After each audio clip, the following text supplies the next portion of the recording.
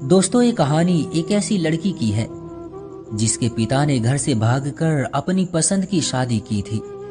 लेकिन उसे बाद में इस बात का एहसास हुआ कि उसने कितनी बड़ी गलती की है। उस लड़की की मां ने अपने जिगर के टुकड़े को किस तरह दरिंदों के सामने कुछ पैसों के लिए फेंका और किस तरह उसे वेश्या बनने पर मजबूर किया, ये जानकर आपकी भी आंखों में आंसू आ जाएंगे। तो चलिए दोस्तों, शुरू करते हैं आज की ये दर्द भरी कहानी।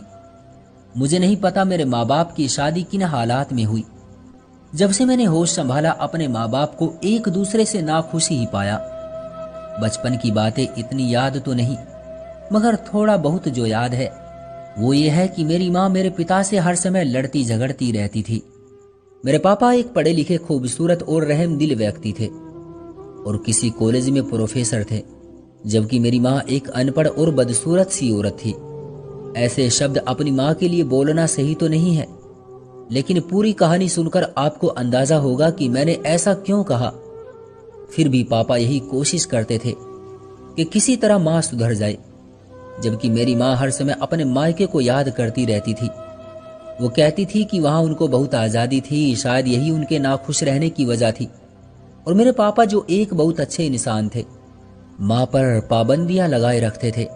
मेरी माँ कभी भी अपने मायके नहीं गई थी और ना ही कोई वहां से उनसे मिलने आता था।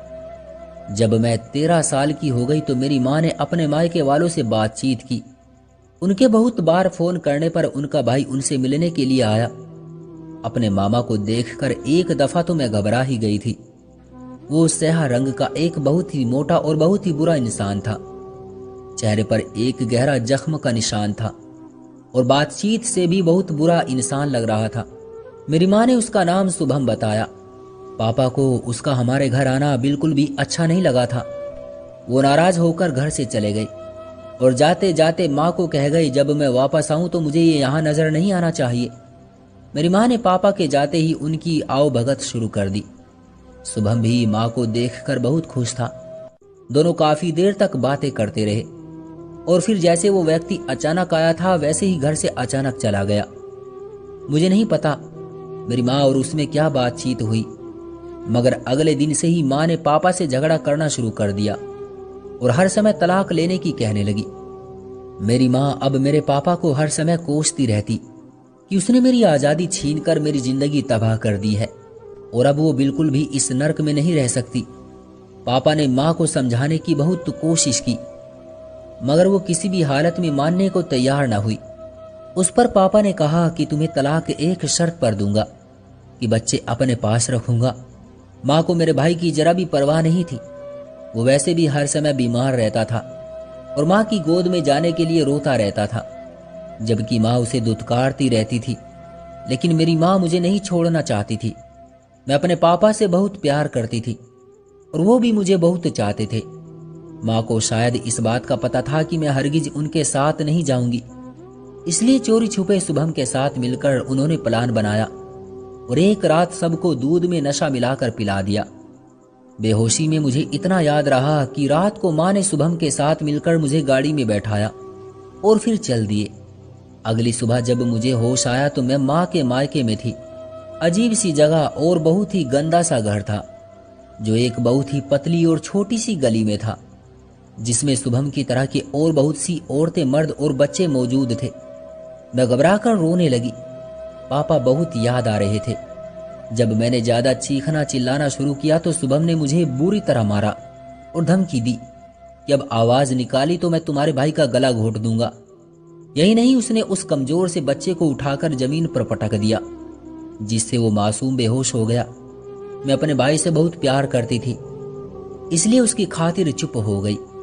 मुझे बहुत हैरत हो रही थी कि मेरी माँ दूर बैठी तमाशा देख रही थी, जैसे उसका हमसे कोई संबंध ही ना हो। मेरी उम्र उस समय कोई 13 या 14 साल होगी। खैर, मुझे अंदाजा हो गया कि माँ का संबंध किस तरह के लोगों से था। ये लोग अपनी बेटियों से धंधा करवाते और उनकी कमाई से ऐश करते थे। मैं अपने रंग और रूप की वजह से उनके लिए एक सोने की चिड़िया थी, इसलिए मेरी वहां बहुत देखभाल की जा रही थी।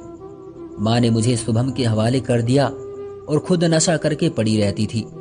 शुभम मुझे हर तरह के लोगों के पास ले जाता और मेरी कमाई पर ऐश करता।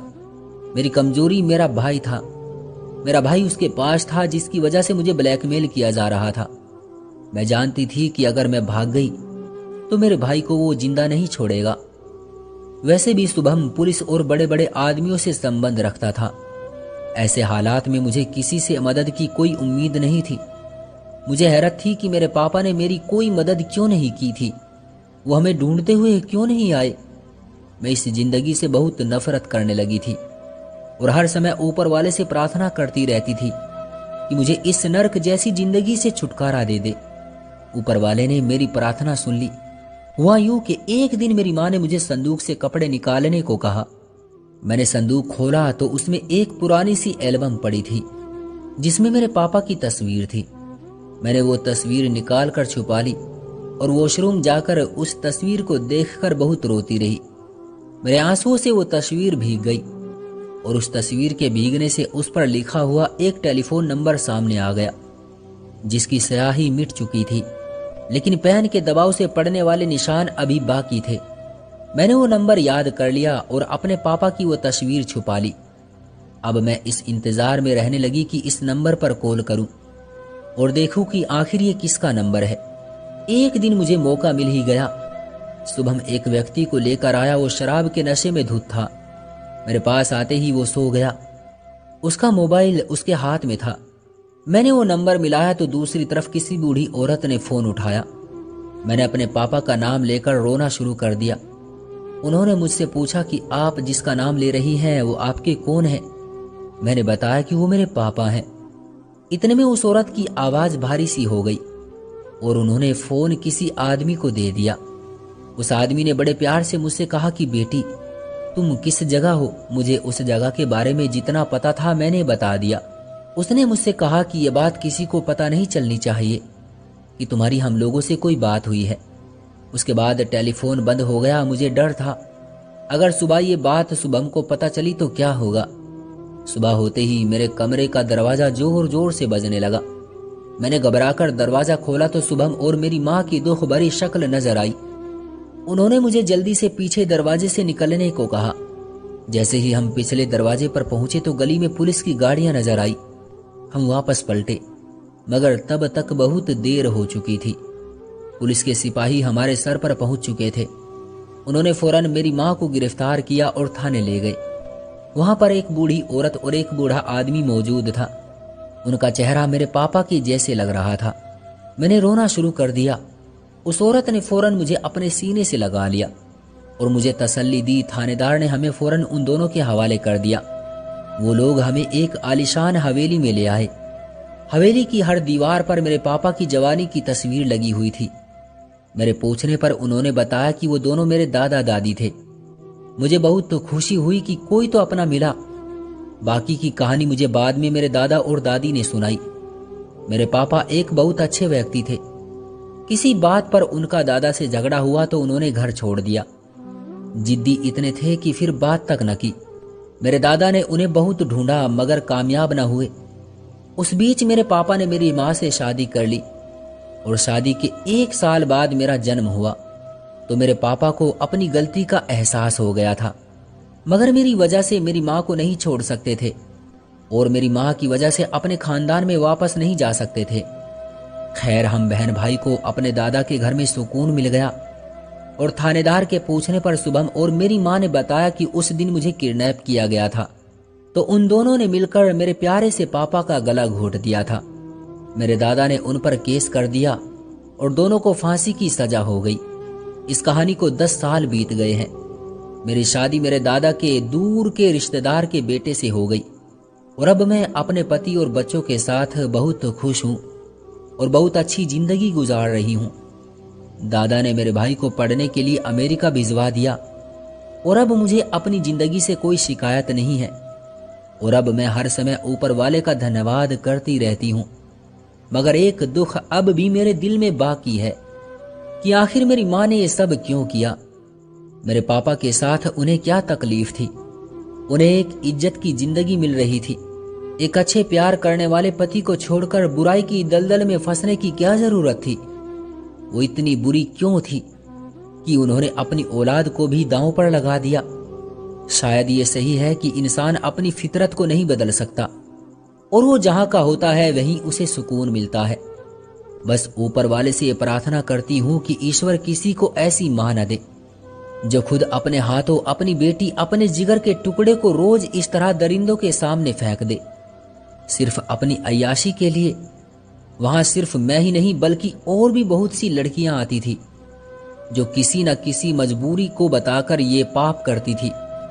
लेकिन मैं कहती हूं, इंसान कितना ही मजबूर क्यों ना हो, अगर कोई उसे ब्लैकमेल नहीं कर रहा जैसे मेरी मां ने मुझे किया था, तो ऐसे पाप से बचो।